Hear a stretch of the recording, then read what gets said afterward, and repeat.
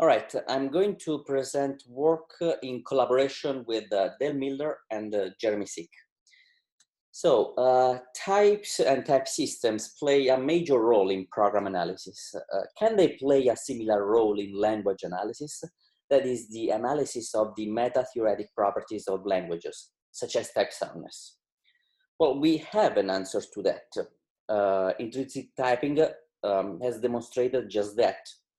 For example, if we can implement a language within a type theory with exhaustive pattern matching, and that is also strongly normalizing, then the progress theorem automatically holds, and that's one part of type soundness.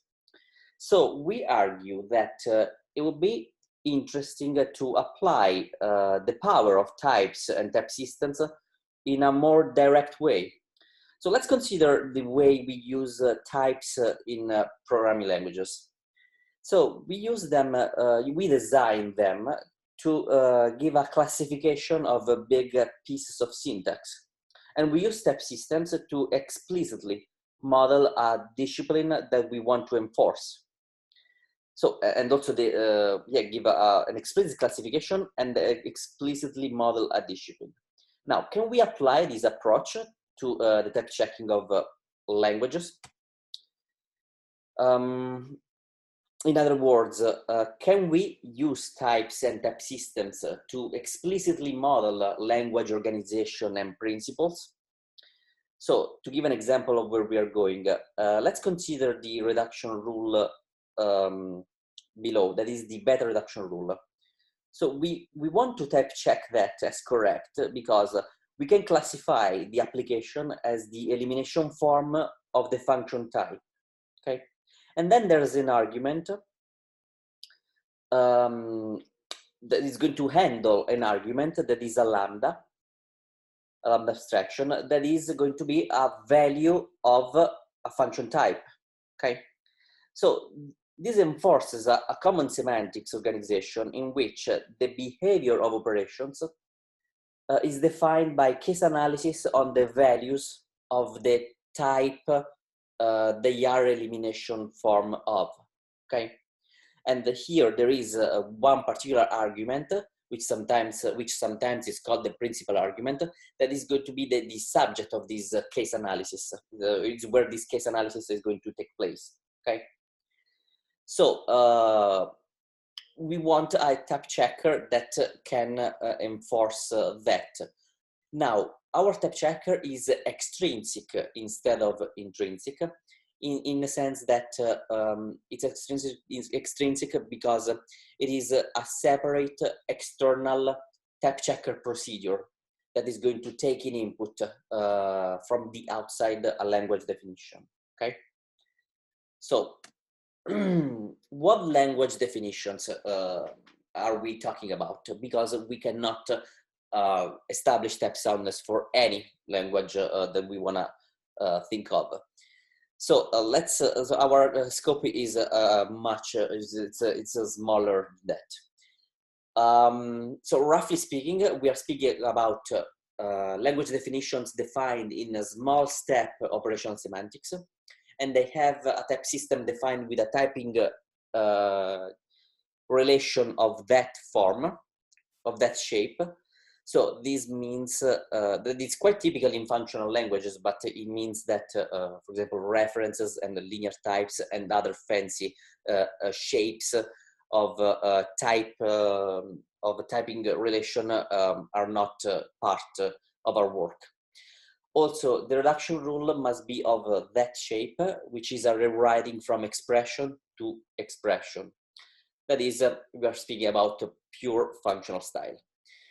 Also, expressions and types have some restrictions, not to get the language too wild, so that it's easier to handle. For example, expressions cannot have a layered grammar. So anything like nothing like expressions versus statements. Also, types cannot carry other syntactic categories.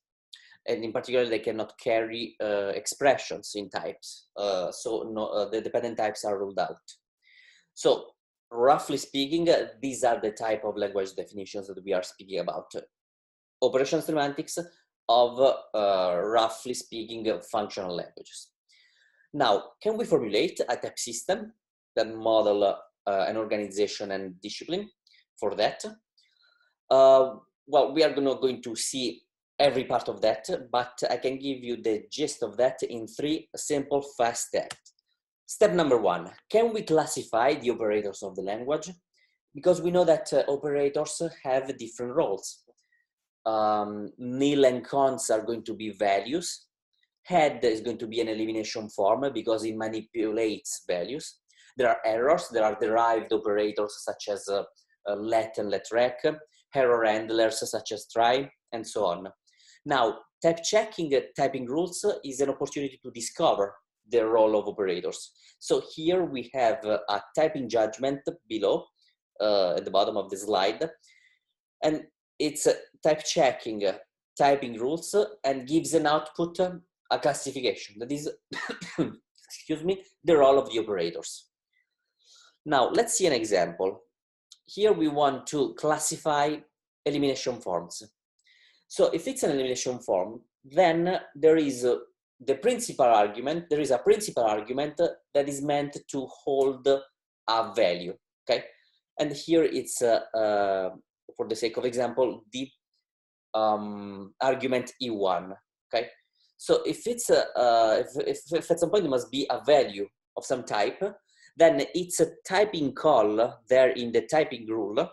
By the way, here we have that this is a typing rule that type checks a typing rule. So to make things a little bit less confusing, here in blue color, we have the typing rule of the language being type checked, okay? And we have that, and we have that typing rule. We have E1, the typing call for that, has an output that must have a top level constant C, okay? Because it must be a value of some type. So here is where we extract the type also of the, for the elimination form, that information. So not only that, we can detect that op1 is used in a reduction rule, okay, to handle operators op2 that are values, okay? And so here we can derive the fact that op1 is going to be an elimination form of the constant C, of the type C, okay? So here below we have an example for the typing rule of the application. The principal argument E1 is of function type. Above we can spot that the existence of the beta reduction rule, and at the principal argument we have a lambda abstraction, which is a value.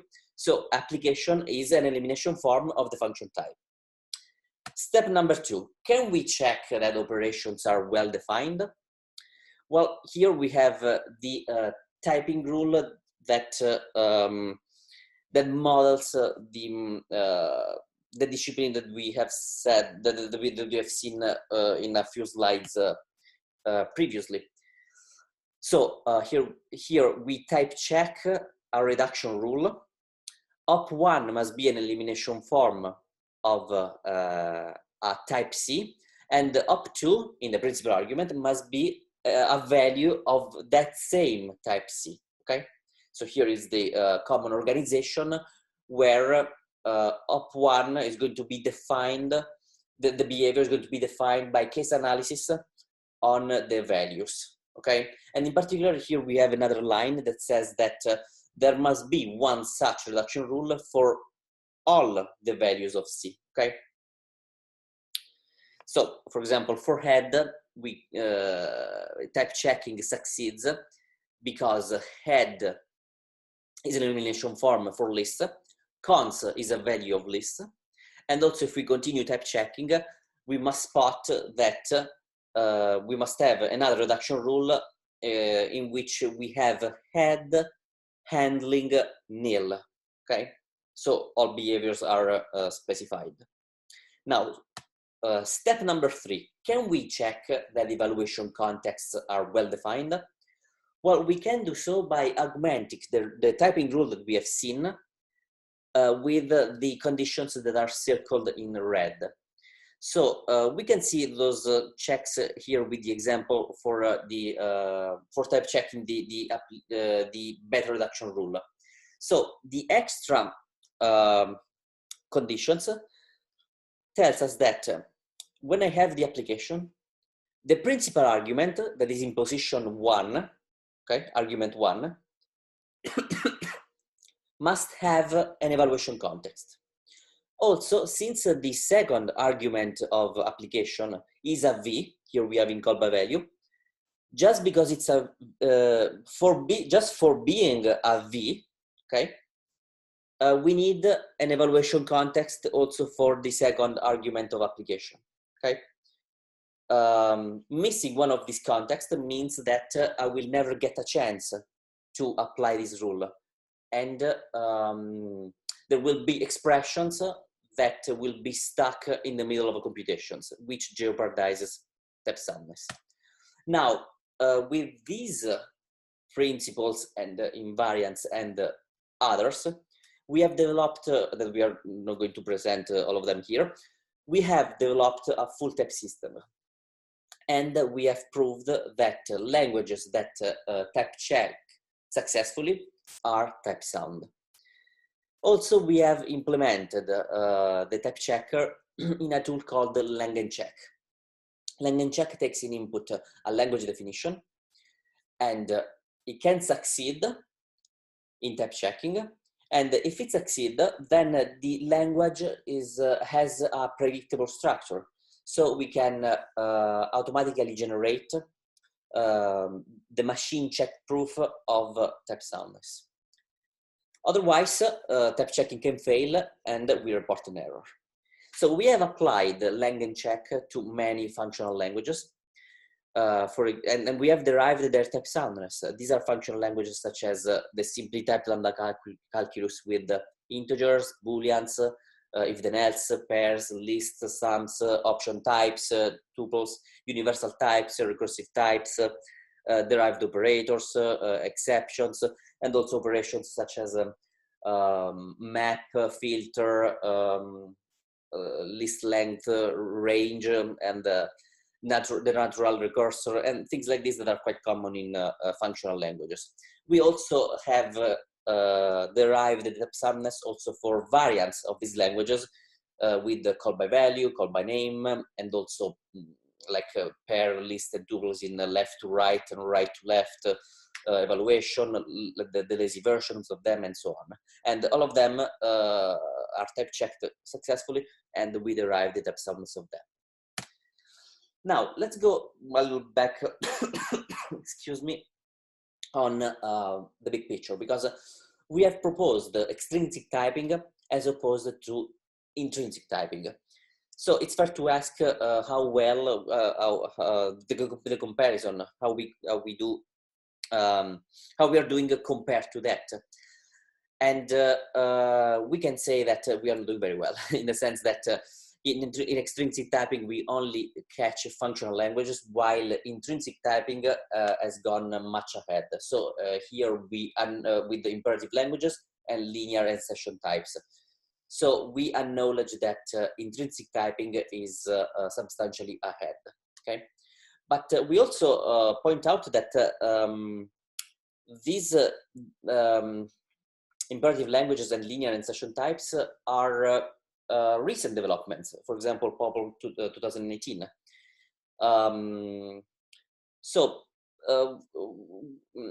We think that we still have to get to more sophisticated languages.